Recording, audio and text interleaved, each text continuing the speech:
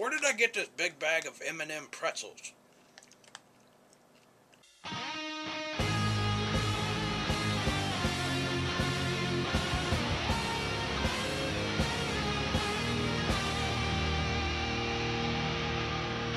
Do I know you?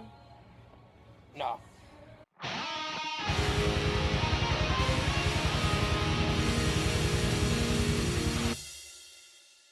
I'm still creepy, aren't I?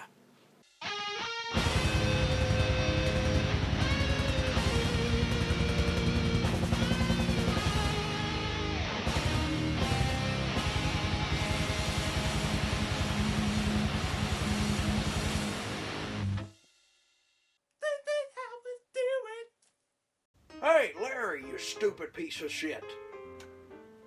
I told you to stop calling me that. How's your arm? Well, at least you're somewhat courteous. I'm doing pretty fine. Do you think we can get back to business? Sure, let's get on with that. So, what figure should we review this week?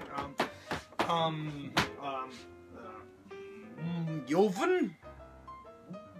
Yoven? These scissors? I don't know. I want to review a movie this time. A movie? We haven't done any of the Transformers movies yet. I want to review a Marvel movie. You remember last time when we reviewed a Marvel movie?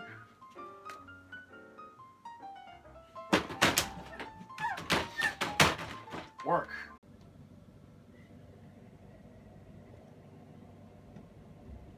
Oh. Okay, we can do that. Kick ass. So this week we're going to be reviewing Ant-Man.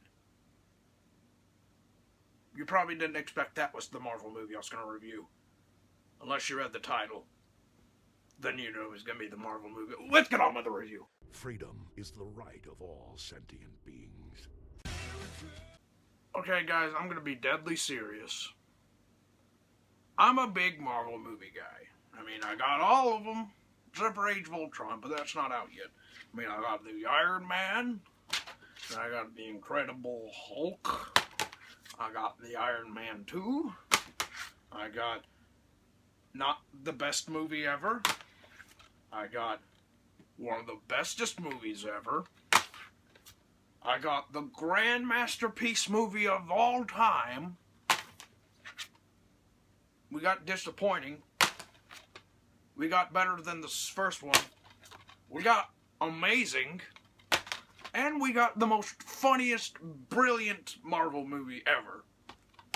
So, and Age of Ultron was, whatever. But the question is, what about Ant-Man?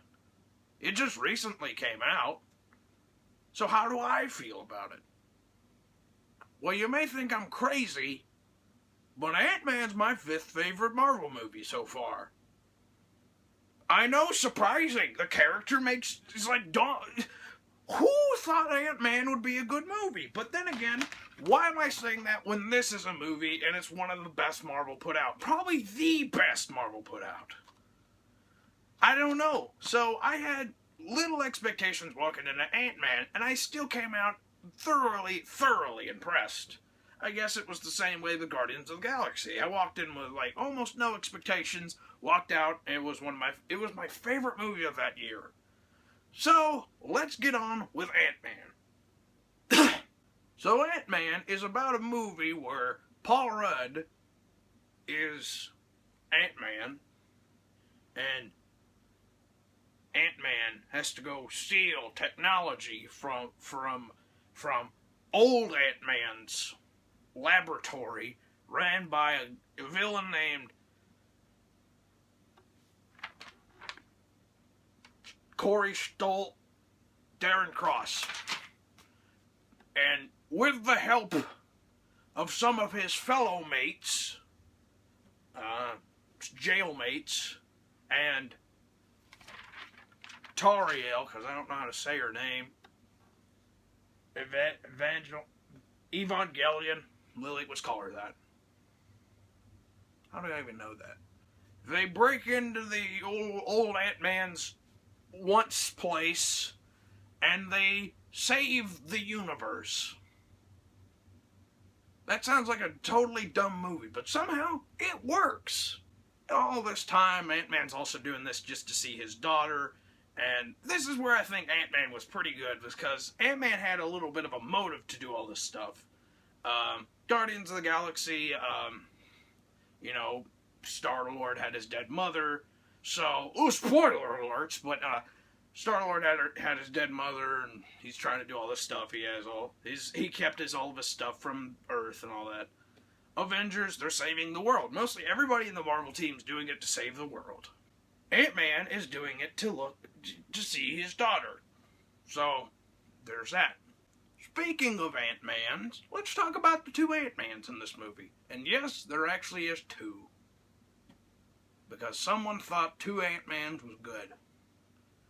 The first Ant-Man I'd like to talk about is, of course, the titular Ant-Man in the movie, played by Paul Rudd, playing Paul Rudd. Really, the Ant-Man in this movie is Paul Rudd, if Paul Rudd found Ant-Man suits. I think that's how casting went. They were trying to look for a Paul Rudd-like character, so they found a Paul Rudd-like character. It just happened to be Paul Rudd. What an amazing coincidence. Paul Rudd just happened to audition that day. Paul Rudd is a nice guy, don't get me wrong. I think Paul Rudd looks like the guy, if you're short a couple of bucks, he'll give you it. But if it's over $10, you're on your own. But, I don't know, Paul Rudd seems like a really nice guy. It was quite interesting to see how he's been a comedic actor most of his life, to out of nowhere being a superhero saving the world. Well, I mean, that's mostly all of them. I mean, for the love of God, Chris Pratt, known to be Andy Dwyer off of Parks and Rec, all of a sudden out of nowhere became the man who saves the galaxy. So, there's that. The second Ant-Man is Michael Douglas, or Hank Pym, which is actually one of the most popular, of course, the number one Ant-Man. In this movie, Hank Pym teaches Paul Rudd's character.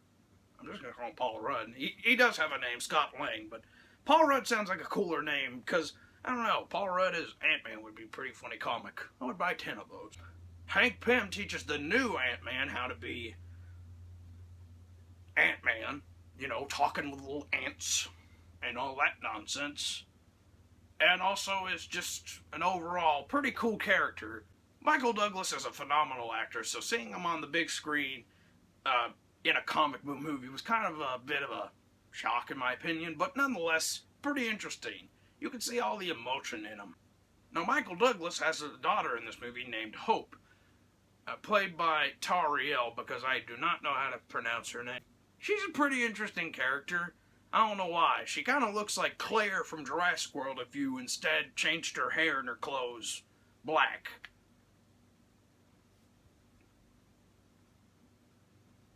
Because that wasn't confusing enough.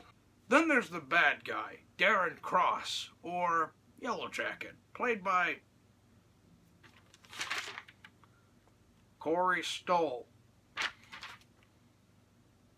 Where's Marvel finding these guys? I mean, Tom Holland? Who the hell is that? I still have great faith he'll be good as Spider-Man. Or else. Now, just because I looked at the actor's name does not mean that he's a forgettable character. In fact, most of Marvel's villains are kind of forgettable. Think about it. Do you exactly remember who the villain of Guardians is? Personally, I do, but do you? Exactly. We only cared about Thanos. In this movie, the villain actually kind of does some scary shit. Like, scary shit.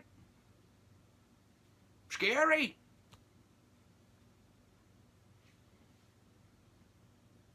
Well, not scary, but threatening. Life-threatening. Now, of course, there's some supporting people, and like I said, Paul Rudd has some three best buddies. The Mexican gangster stereotype, the black guy, and the Russian stereotype. So they're set for life. If they had an Italian, then we'd be good. Of course, what's a Marvel movie without some interesting cameos? Now, of course, Stan Lee does a cameo as a bartender, which I gotta say is probably not my favorite cameo of Stan Lee, but still a cameo of Stan Lee nonetheless. Falcon actually does more than just a cameo, he actually fights Ant-Man, and that's actually a pretty cool scene. Captain America and the Winter Soldier also do a cameo, and that one is pretty cool as well. Also, it's heavily implied that Michael Douglas' daughter, Hope, is going to be Wasp, and I cannot wait for a Wasp in Ant-Man 2. Also, some cameos is Haley Atwell as Peggy Carter, which is just delightful. And also, Tony Stark's dad in the very beginning. Both of them in the very beginning. Now, Tony's dad is played by the guy who did it in Iron Man 2, and not the younger version that was in Captain America and Agent Carter. I know it's confusing. Do you even remember Tony's dad in Iron Man 2? Exactly. Now, there are some pros in this movie, and there are some cons. Let me just briefly go over the pros. Overall, I had fun in this movie. It was a fun experience. I had a lot of fun just watching it. This movie is a heist movie, which I found interesting for the Marvel films to finally do it. I mean, after all, most of these movies are action. I consider this one a comedy, but that's beside the point. I think the cast is great. Even though I said the Mexican, the stereotypes, the whole cast is great. And some of the jokes are really funny, especially Paul Rudd's jokes. Paul Rudd, greatest. I think he was the most caring of the characters. I found the most investment in Ant-Man. I really hope that he finally see his daughter again. I think the movie was great with Paul Rudd. If any other actor, it may have been weird, but I love Paul Rudd as Ant-Man. The cameos and the leading up to Captain America Civil War were also great, so there's that. They sort of mentioned Spider-Man, best movie of forever. Now the cons. This was a short movie. I know that doesn't sound like a big con, but it is actually what I think is the shortest of them all. Which I found weird. Because, I'm always bringing this one up, this is 2 hours to the dot. Ant-Man is 1 hour and 53 minutes. Throughout the movie, they do constantly remind you that, oh yeah, Age of Ultron happened. Which is kind of dumb, because it just happened 2 months ago. We can't remember 2 months ago? What do you think we are, Marvel? Stupid. We've already seen Avengers. In fact, I think more people watched Avengers Age of Ultron than they will of Ant-Man. So don't treat us like we're stupid. We know it happened already. Dingus. So overall, do I highly recommend you go watch Ant-Man? Yeah, it's a fun movie. It's Marvel, so there's yet to be really a terrible, terrible Marvel movie. Though I did shit on Iron Man 3 and Thor. They're fun movies, but we're not talking about those movies. We're talking about Ant-Man. Ant-Man's fun. Ant-Man's cool. Ant-Man is good. So go watch Ant-Man if you want. Anyway, I'm the Merican Reviewer, and I'm tired. The whole caboodle. Exactly. Fucking phone.